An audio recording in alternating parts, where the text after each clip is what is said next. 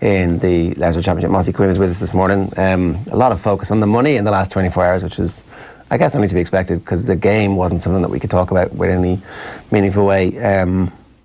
How much of it is justified, and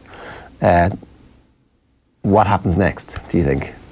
Yeah, what happens next is probably the big thing. How much of it's justified? I suppose there's a distinction for me between what the current team are doing on the pitch and then the fun that's going into Dublin GAA. So I think a lot of the conversation was probably on a piece that was on the Sunday game beforehand yesterday, in terms of, I know they Tom Ryan, John Costello, and a couple of other people talking about it. So I think from that side it's more just, I think Kieran Whelan made the point about how this current team, the money that Dublin get don't go into the senior football team. It doesn't go to one inter-county team. So the success that that team is having, excuse me, the success that that team is having, for me, isn't a direct relation of the money that's been pumped into Dublin GAA. Sorry, there. Just 1 second. We made you run in here. Sorry about that. It's not. It's not a hard, heavy line of questioning just yet. No. Well, it was more just in terms of the money that Dublin get. It's in relation to the coaching and games. It goes into the development funds. The GPOs, yeah. Just give us 1 second. Yeah, no worries.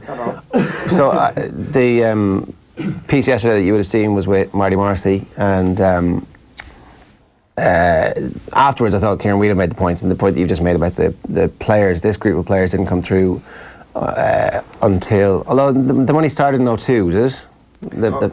Yeah, 2002 was when the plan came in. Yeah, it did. So sorry about that there, just for a second. There was the Strategic Review Committee that came in and a report in 2002 in terms of what was happening at the GAA in Dublin. Yeah. And it was obviously decided there was an investment needed, and there was work needed to be put into the GAA. There were certain areas that it was struggling and it needed to develop, and there was a recommendation that Dublin were due to get, I think it was 3.6 million a year, and what was going to happen with that. And I suppose from our side, from a Dublin GAA perspective, it's what you do with that money, it's how you use that money, and I suppose the foresight that would have gone into that. And look, I'm an employee of Dublin GAA, and I don't sit here and take any kind of, you see the systems that were put in place long ago, so going back to 2002, yeah, the likes of John Costello, the likes of the strategic board that were put in, and they had the foresight division, and I know there was a Blue Wave document in 2011, but it was even before that to kind of make sure all those systems were put in place. And I think that was there, and I think that's paying dividends in terms of, not directly with the current team. I think it's a case of something you'll see that will continue in terms of the participation numbers, the kids playing the game, and I think that's in terms of GAA in Dublin, that's what you're looking for. You're looking for those numbers to continue to grow. Yeah, it's when you kind of look at the result yesterday and kind of over the last couple of years, the thing that kind of gets a lot of people is just kind of the hope. It's like, where is this going to change and stuff? So in kind of this weird alternate reality, if you're working for me GAA, what are you asking for from Croke Park? If how much money do you need? How much of the reallocation do you need from Croke Park? Is it taken away from Dublin, put more towards Meath at this point? Because it's been put out there that Dublin are self-sufficient at this point, or what are you looking for from their perspective? Yeah, I don't think Dublin are self-sufficient, and I think it's a case of absolutely other counties should be looking for more money, and I think it is a case of where you look into what is the overall aim of the GAA, and I know there's lots of people screaming, well, it's not just to benefit Dublin GAA, and I don't think anyone in Dublin is saying that. I don't think it's a situation where people in Dublin are saying, well, we need this, we need that, and we don't care what anyone else gets. That's not the situation at all. I think it has to come down to you're trying to increase the quality of the GAA, the number of people playing the GAA across the whole country. I think it's up to the GAA, obviously, as the kind of the governing body and as the leaders in that, to put something in place to make sure that is being done correctly. And then it's not as simple as to say, well, everyone else needs to get their own house in order. There is a large element to that, but I think, again, a lot of it comes down to the skill set of the people involved. And again, sometimes it's hard. Again, I'm conscious, I don't want to sit here and say, well, Dublin GAA, there's lots Dublin GAA could do better. Like, we're not sitting here saying, Dublin GAA don't sit here and say, well, we're doing this well, we're doing that well. There's things that we've done well and things that we like to think we're continuing to do well, but it's also a situation where you'd like to think you can improve. There's certain areas that definitely need to improve, and I think there's other counties need to look. I think there has been investment in, it's not as simple to say just give counties the money or give people the money. I think there needs to be the right people in place to know what to do with the money. There needs to be a longer term plan as to what to do with the money in terms of what are you looking to improve. You know, some counties may look at a short term and say, well, can we put it into a senior team? Can it go into that kind of flagship team or teams? And my own personal opinion, that's not what was done in Dublin. That's not what's helped build Dublin GAA. And there isn't that endless fund in terms of, well, this money comes in from the GAA and it goes to, Jim Gavin doesn't turn around and say, well, that's great, we have X amount to spend, or, you know, certainly even when you go back to when Ger Cunningham was the hurling manager, or Pat Gilroy, even Matty Kenny now, there's no, it's not a limitless pot for them, for the senior football teams. That's not what it goes into. It goes into games promotions officers who are coaching on the ground, and I think that's what other counties should be looking to implement. That's what other counties I know are trying to implement, and I think it's up to everyone involved in the GAA to try and make sure that continues to grow, and that's what happens across the board. In terms of the stuff on the field, we'll obviously come back to that because it's a discussion that's going to continue. The biggest takeaway from yesterday was that James McCarthy got injured, I think, over the course of the...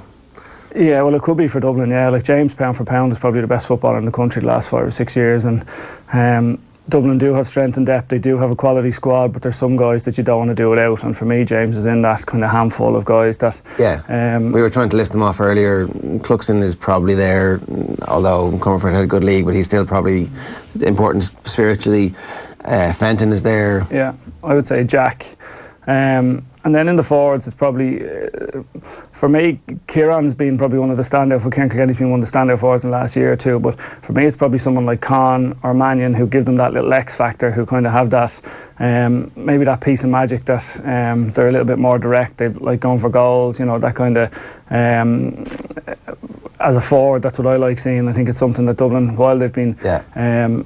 like they're winning games and they've been very controlled in games, and I think sometimes, I think this year when it comes to the business end of it, they're going to be put to the pin of their collar a number of times, and I think they might need that X factor like they did a couple of years ago, Con's early goal against Toronto and different things like that. So for me, but other than that, but James certainly for me is in those guys who you don't want to do without, and it looked like it was his knee yesterday, so hopefully it's not a long-term situation for him.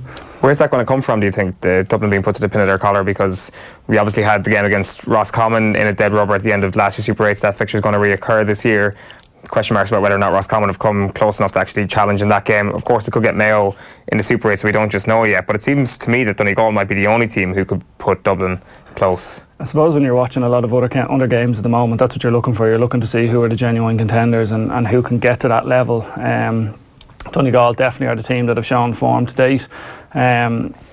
Kerry at the weekend, for me, certainly showed patches where I think some of those players are going to be built for Croke Park. They'll get better in Croke Park. I think last year you'd like to think they would have learned from that. Like, they came up to Croke Park and underperformed against Galway the first round of the Super 8s, and they never really got going then after that. So I know their first home game will be at home down in Kerry now, so they'll have a chance to likely get a win under their belt in the first, and then come up into Croke Park. They'll play Donegal in the second game, and I think that'll tell a lot of where they're at in terms of the level they can get to. And for them, it's probably a really good situation because they know they've a quality. Well, they'll have a competitive Super 8s game first, then they get to meet Donegal, with a view to then giving them a good benchmark for where they're at for the rest of the summer. So for me, they're probably the two interesting teams at the moment. Who's on freeze for you if you're picking between Cormac Costello and Dean Rock?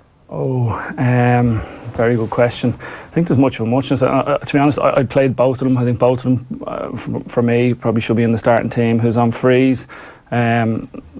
Possibly Dean, just for the consistency over the last number of years, but for me it's a coin toss at the moment, and like, Cormac's been excellent. He's probably been Dublin's best forward in the last couple of months, so I think it'll be interesting to see how that goes forward in the next couple of matchups in terms of what they do. For me, I don't think it has to be one or the other. I do think both of them are good enough to play. Both of them will likely want to take frees if they're on the pitch, but I think that they both have the skill set that can affect the game, whether they're on freeze or not. Whoever's closest, whoever gets the ball first, whoever wins the race to get the... Yeah, I'm not a fan of that now. I think, but it's one of those. I found it interesting. Cormac did take, when Dean did come onto the pitch, Cormac did take a free yesterday. Yeah. I actually would have let Paul Mannion take it as I was far enough over on the left hand side or on the right hand side for a left footer to take it, and he missed it, which he'd be frustrated with. But I'd say, yeah, he was like, God damn it. Yeah, but I just found it interesting the fact that Dean was on the pitch, and maybe there was an element to that Cormac was conscious to say, well, look, here's an opportunity for me to kind of stake a claim and say, look, I can do this. And I think he can. Like, I know he missed that free, but I wouldn't read too much into that. I think the level he's got in the last couple of games in particular, like, I think going into the game, I think he'd only missed one previously in the first round game against Louth, so I wouldn't have any concerns. If it came down to a situation where you're going into an All-Ireland semi-final or further with Cormac taking frees, I'd be fully comfortable with that. All right, we've got Enda McGinley with us as well this morning. Enda, good morning to you. How you doing? Morning, Ger. Good. So we're talking about a few difficult situations that might be imminent for the Dubs over the course of the rest of the championship. Donegal were really impressive. Controlled an Ulster final against a team who we thought would come out firing and at least try and land a few punches early. So Cavan didn't manage that. How impressive were Donegal over the course of that whole game? Yeah, in the flesh they were very, very impressive. Much more impressive than the actual scoreline suggests, because Cavan coming into this game had only conceded 1 goal across their 3 previous games and given away very, very few goal chances. Donegal yesterday scored a few and created 3-4 goal chances. So they were able to cut open a fairly compact Cavan defence. And their forward threat is immense. Their forward threat is the closest that I've seen to Dublin, in that you've any number of 5, 6, 7 players, all highly accurate, all more than happy to take shots on and good shot options. I think their decision making yesterday was really, really high, and I think any team that's going to even get close to Dublin, their decision making, their lack of errors has to be exceptionally high, because Dublin just make so few errors that over the course of a game they grind you down. And you've seen that the classic Dublin format is what was seen in the Leinster final. They don't blow teams away early, they just keep going, and they don't make the mistakes that the other team does, and they punish you hard whenever you do make them. Donegal, in their decision making, in their ability to punish Cavan, as soon as Cavan got any way closer, got a score, Donegal within 10-15 seconds had a score on the board at the other end. So really promising, really exciting. It was brilliant to watch them, but are they at Dublin's level? That's a whole other test completely, and so we just don't know. But at least, I suppose, we're all outside of Dublin, we're all looking for somebody to show some sort of ability that this mightn't be a foregone conclusion. And I think Donegal showed enough yesterday to keep us interested. Yeah, no, for sure. I want to talk a little bit about this. It's Ryan McHugh talking about what Stephen Rochford has brought to the Donegal setup. He says there's been some fresh impetus from the former Mayo manager. Have a look at this. Unbelievable, David, to be honest with you. He's been a huge plus to Donegal football, as a whole. So he has, I think in Donegal the last number of years, maybe the last 10 years or so more even, we were just used to Ulster coaches and Donegal coaches, for Stephen to come in now from outside the province even, and just new ideas and new fresh voices, and inside the dressing room has been great. As you said, he takes training and he takes warm-ups and stuff, and to be fair, Carl as well and Declan, the whole background team, Gary Boyle, they're unbelievable. Every one of them has a job to do, no more than the players have a job to do in the pitch. They all have a job to do in the sideline and before game day to get us ready, and they're really doing that to the letter of the law. Did it show a real sense of humility from Declan that he was wise enough to be able to bring someone of the profile of Stephen in and not worry how it might have affected his standing within the setup? Yeah, I think that is a great point. I think as a manager you have to maybe realise where you're a wee bit weaker and try to strengthen that, and if you've heard of Declan, he's done, Declan's an unbelievable manager, but he's taken in somebody that has progressed Donegal, and as you said, to be fair to Declan, he might have realised he was weak in a certain position and he's taken in Stephen to strengthen that up, and Stephen has done that. So finally, you're going into the Super 8s where you didn't have a great time of it last time around, and it wasn't helped by the fact you had to go to face the Dubs away on day one. It's going to be different this time around. You'll be up in Ballybuffet in round 1. So what will change this time? I suppose, just trying to get it right, to get off to a start or get off to a win first day out. I think it's a huge plus that we do have a home game first against Ballybuffet, or in Ballybuffet, I should say. Not sure who we're going to be playing yet, but we'll look forward to it. At the start of the year, we set our targets to win Ulster, which obviously puts you into the Super 8. So we're there now. It's only there. We have to go and produce the performance. We feel in Donegal we have a good side and we have a good chance. So it's a matter of getting ourselves right, getting the bodies right. But we're going to enjoy this first, David. So we are. I think any day you win Ulster, you have to enjoy it. So we'll enjoy it tonight and we'll enjoy it tomorrow, and we'll regroup after that. Rightly so. And what can you see that has changed this year from last year that Stephen Rochford might have some fingerprints on? I think Donegal were trying to change a wee bit last year. They toyed a wee bit in the earlier part of the season with going more offensively. They're always toying where to play Michael Murphy. Certainly this year they are more offensively set up. Now that's not to say they're all out offence. Definitely not. Both against Tyrone and Cavan, they had high numbers back in their own defence at times. Their link-up play, their ability to really go at teams, their ruthlessness has all increased. How much of that is down to Rochford, I don't know, because I think the talent was within that Donegal squad anyway. They were all 19, 20, a lot of them yesterday, 21, 22. So they were at an age that they were going to be improving a lot anyway. But I think Rochford coming in, it gives an added impetus, as Ryan was saying. But massively. I think just the whole setup, there's something really impressive about it. From Michael Murphy to Declan Bonner, your two lead men, the lead man on the line and the lead man on the pitch. Michael Murphy, everybody knows what the story is there in terms of his level of ability. Yet the man himself is as humble and as grounded and as selfless as anybody you would like to meet. In terms of the manager, to bring in Stephen Rochford again, as touched on in the interview, that's a huge statement to the players that this isn't about any one individual. This is about any bit that we can make us better, we're going to do it. Whether some of us needs to take a backward step or lose a bit of profile, well then that's all for the good of the team. That's nothing. And for the manager to do that, I think sent out a massive impetus. Rochford, I'm sure, is loving working with the attacking talent that he's got in Donegal, which maybe you could argue he missed a wee bit in Mayo. And I suppose that adds a wee bit of intrigue for on down the line. Rochford got Mayo so close to Dublin, but just missed the firepower at critical moments to get them over the line, and some could say a wee bit of luck. But now with Donegal in that setup, he seems it's a big statement for him to go in as a number 2 as well. But yeah, his whole influence, I don't think it's absolutely massive, but I think it's another part of a very interesting story. Yeah, Mossy, it's clear cut at the moment. Donegal are the second best team in the country. They are certainly on form at the moment, Jerry. Yeah, I don't think there's any doubt. And I think, as Enda said, I think there's a natural maturity coming with some of those younger guys coming through. You see the likes of Kieran Thompson. I think in the last year or two he showed flashes of it. He'd come into a game for a couple of minutes, and McGee, and there's a couple of other guys there that are naturally improving. They're around the setup. They're around guys like McBrearty and Murphy and these guys, and they're living the life for the last 18 months, 2 years, and you can see the development on the pitch as well. Yeah, and we were talking about earlier, like their midfield is great and can score and can slalom through your defence if you need them to, or can do all the rest of the stuff that great midfielders are supposed to do. So they're set up. The defence has always been strong, and you would expect it to be ever since Jim McGuinness was there. But what they do have is this layer of players who can hurt you. They do. They're very dynamic, and you look at guys like Eoin Gallagher and Roy McHugh, and again they can filter in and out. They know when to make those runs forward. They know when to time it. They're getting to the stage, and again a lot of that comes from just training regularly with guys, playing regularly with guys, building those relationships, getting that rapport when he looks across. And again they know, well, if Hugh McFadden's midfield, is he going to break forward this time, or can I go and he'll sit back and cover me? And there's an element of that where they get used to playing with each other, and you can see that in terms of how comfortable they are, particularly when they're going forward and supporting the attack. I think they've added another element this year. And go on, sorry, yeah. I suppose just on, we are talking midfield and attack, and I suppose that's the flip side, and it mirrors Kerry a wee bit.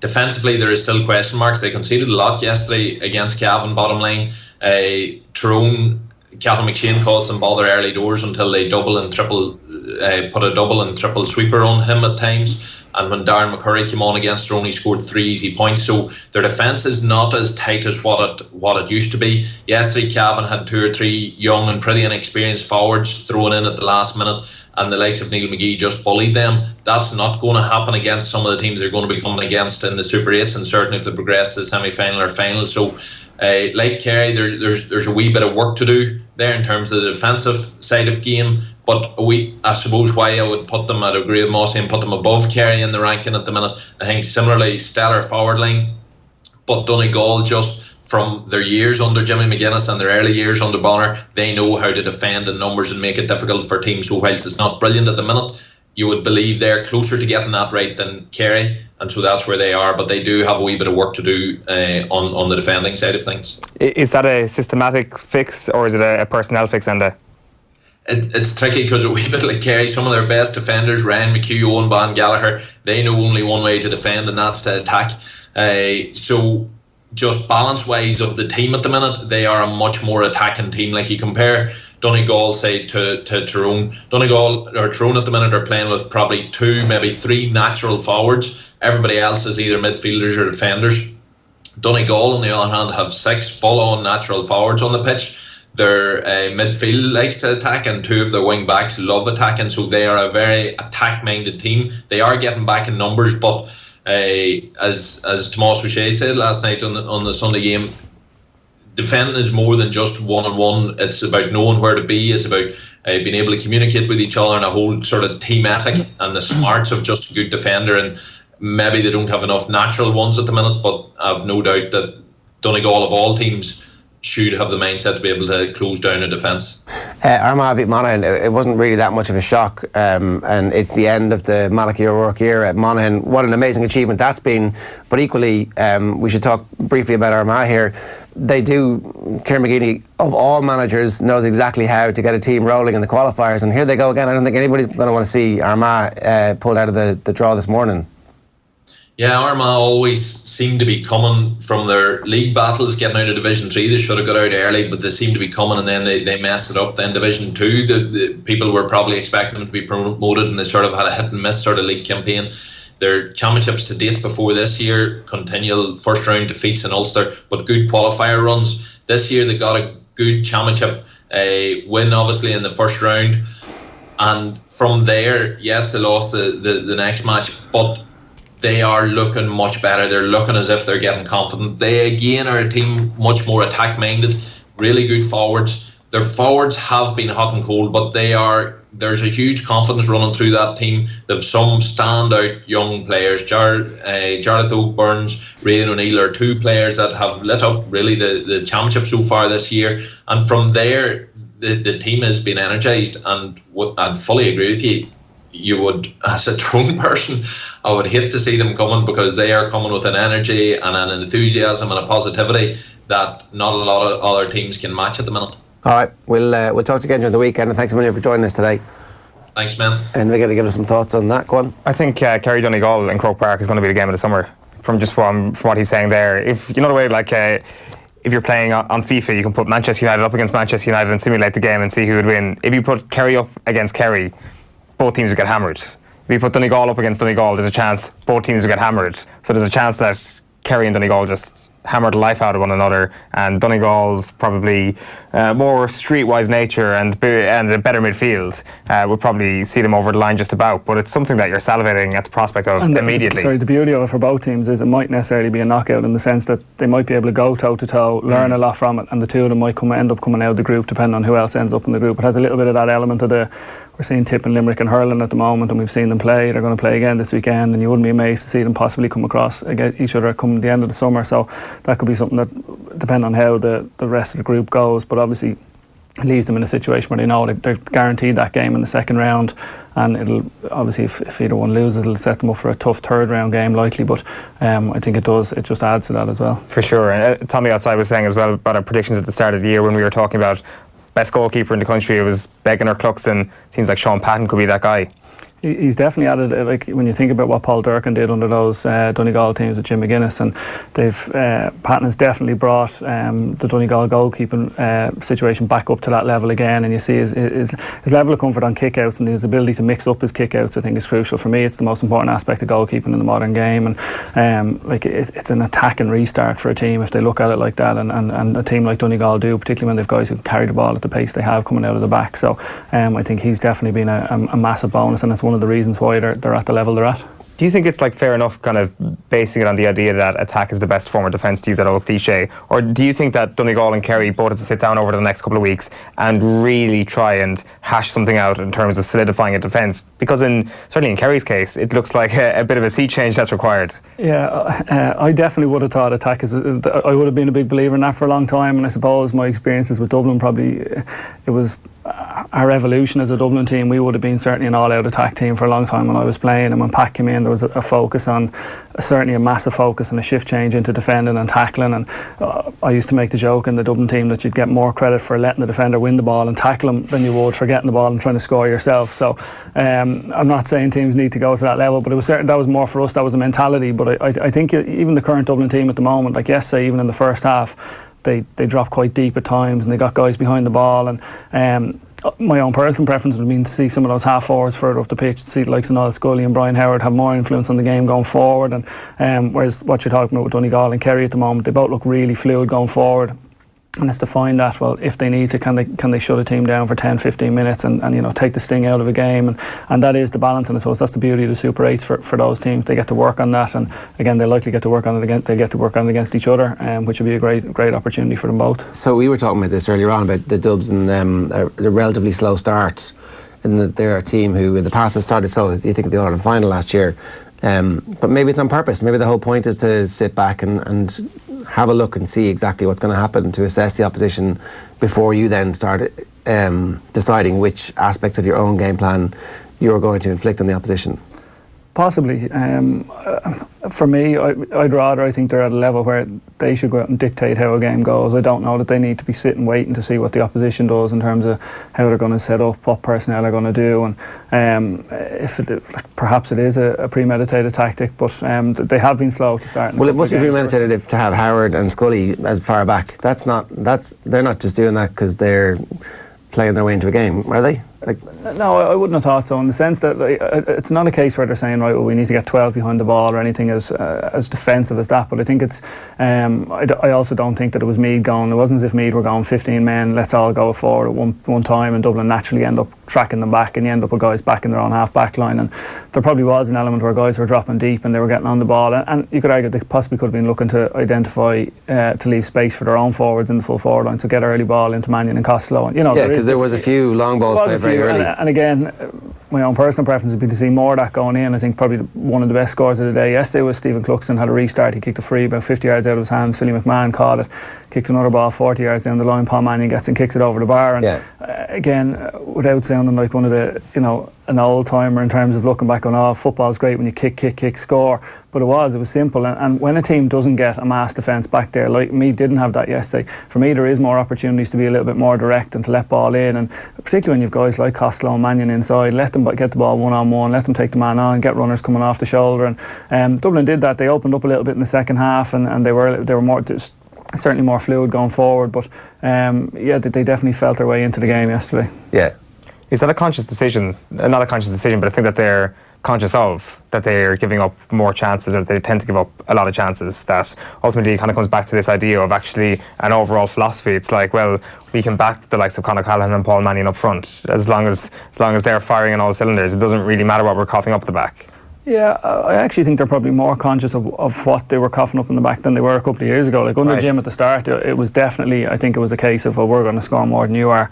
And again, going back to what Donegal did to them in 2014, there was definitely a change in mindset, and you can see how sweeper's the wrong word in the sense that teams rarely play six forward, so they generally leave an extra defender back. So at times it was Philly McMahon yesterday because Mickey Newman was dropping out. At times it was Keane O'Sullivan's done it to an extremely high level in the last number of years, but Keane was more of a man marker yesterday, probably one of his best games for Dublin in the last 2 or 3 years. But they definitely, if you think of the Cork penalty on Saturday night, so a long kick out came down and the whole Cork half-back line were sucked all the way up, and there was a little flick over the top, and all of a sudden the Cork midfielder has a 50-yard foot race on goal, and everyone's chasing him. There's nobody coming to meet him. Everyone's chasing him, and if a defender comes, he pops it, and it's generally going to be a goal. Dublin got caught by that by Donegal a couple of years ago, so what you see now is they rarely leave themselves in a situation where they get caught in that foot race. I'm not saying it never happens, but there generally is someone there to just meet them, or to make sure that there has to be a different decision made by an on-running attacker. Foul them. Yeah, fouled him if needs be, but generally if that happened yesterday, you're running into where Philly McMahon can come out, and he's not coming out and leaving his own man behind him. He's coming out and he might hedge his bets for a couple of yards, and then there'll be someone else coming in from the other side, and it just gives them a little bit more solidity at the back, and it just makes them harder. They don't give up too many goal chances, certainly not as many goal chances, and you're going back a couple of years before when they were a bit more open at the back, and I think it's one of those ones where they're generally going to put up big score. Like even yesterday, 5 points at half time, and you're sitting there going, is it going to be low scoring? But they end up as at 119 in the end, and similarly against Kildare in the semi-final, there was a lot of unforced errors in the first half, yet they end up hitting mid-20s in points, so I think they know they're going to get to a certain level. So certainly in Leinster, it's going to take for any team to stay with them for any amount of time, but for me they're going to need to get a number of goals to stay with them. Three is the minimum, potentially 4, and that's never going to happen. So from that side of things, I think it's a case of they just don't want to leave themselves exposed to that sucker punch type thing. And again, you talk about Kerry and Donegal. Do they leave themselves? Donegal probably less so in my opinion, but certainly Kerry did the other night a couple of times where there was runners coming through, and you've got a situation where David Moran's in a 50-yard foot race trying to catch somebody rather than having someone there to try and at least help him, and then when Moran can get back onto the other side. Yeah. We'll bring you that draw from the qualifiers in a couple of minutes' time. Mossy, thanks for joining us.